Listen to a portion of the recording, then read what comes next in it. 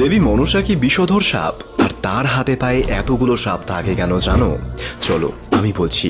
দেবী মনসা গ্রাম বাংলার লৌকিক দেবতা হলেও শাস্ত্রে তিনি স্বতন্ত্র দেবী, যিনি নিজে কোনো সাপ নন। ঋষি কাশ্যপের মন থেকে উৎপন্ন মনোনুকূল গুণা সা দেবী মনসাখ্যাতা, অর্থাৎ যার মধ্যে সত্য রজতম এই তিনটি গুণ সমভাবে বর্তমান হয়েও সবকিছুর ঊর্ধ্বে গিয়ে যোগসিদ্ধা।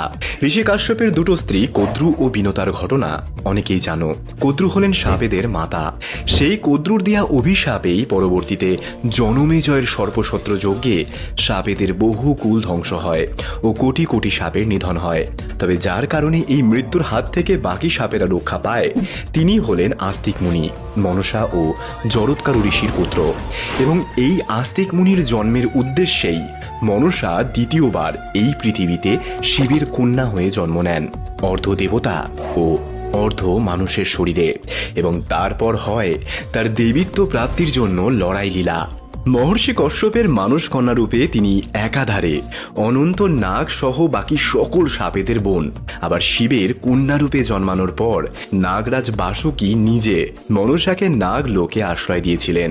এবারে দেবী মূর্তির হাতে পায়ে পেঁচিয়ে থাকে মোট ৮টি সাপ। তারা হলেন অনন্ত বা শেষ নাগ, বিষ্ণুর শয়নে থাকা কদ্রু ও কশ্যপ ঋষির